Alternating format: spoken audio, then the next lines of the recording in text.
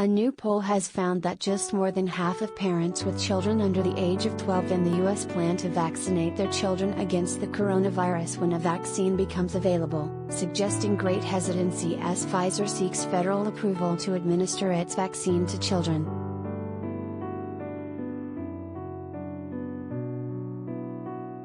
A random sampling of more than 4,000 parents over 7 days earlier this month found that 45% said they would not vaccinate their child under the age of 12, while 55% said they would, according to the Gallup poll results released Tuesday.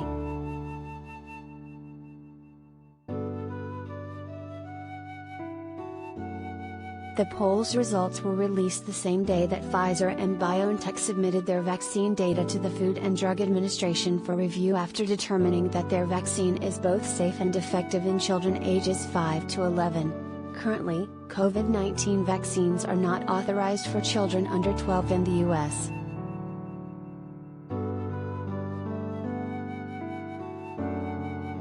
Gallup's survey found that the majority of respondents, -75%, have received at least one dose of a COVID-19 vaccine, matching similar federal figures. Over half of teenagers ages 16 to 18 have received at least one dose, and less than half of children ages 12 to 15 have, Gallup reported.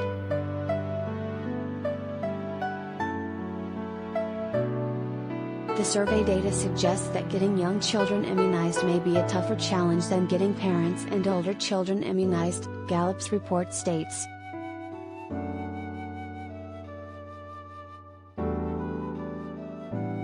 The poll's results were similarly split when it came to parents' concerns about the virus infecting their child.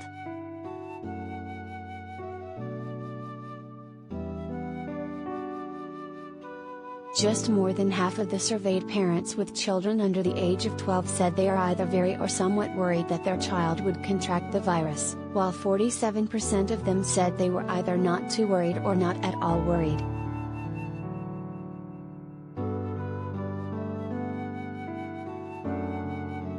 The Gallup poll's results were similar to the results of a smaller poll conducted last week by Axios/Ipsos. That poll found that 42% of respondents with kids under 12 said they were not likely to vaccinate their children once they became eligible for a vaccine, while 44% of respondents said they would.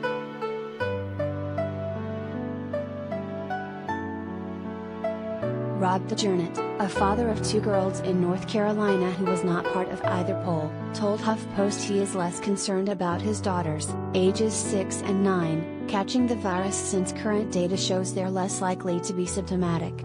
He is eager to have them vaccinated, however, because he believes low vaccination rates are delaying a return to normalcy.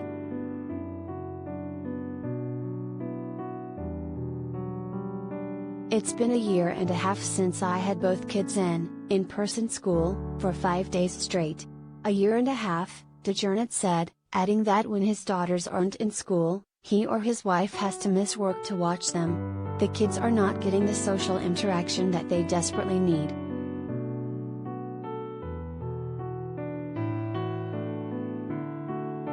A coronavirus outbreak in his youngest daughter's classroom this week led to his wife and daughter both testing positive for the virus on Tuesday, meaning that DeJarnett and his wife will be out of work for up to 2 weeks, he said.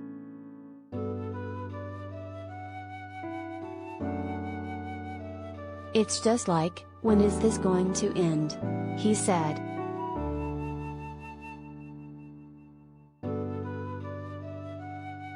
Pennsylvania mom Joanna Hunt, whose 7-year-old daughter has cystic fibrosis and lung scarring from a past infection, also said getting her child vaccinated would be a light at the end of a long and lonely tunnel.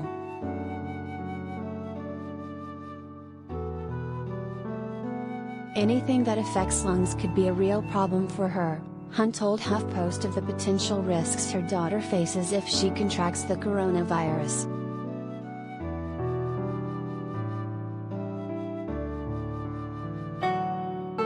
For over a year our daughter was kept isolated. Finally, over the summer we relented to allowing outside play, with masks, with kids whose parents are vaccinated and work from home, Hunt wrote in an online message. If the local numbers rise, We will be forced to stop allowing our daughter to play outside with the other kids again.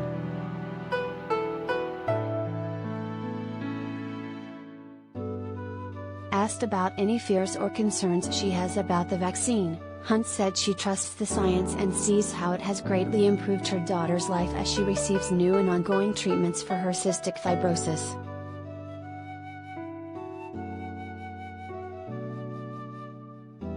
Of course, there is a part of me that is concerned about my daughter having a reaction to the vaccine.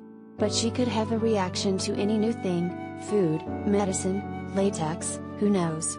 We do the things we can with the information we have, to make sure she has the best life possible, she said.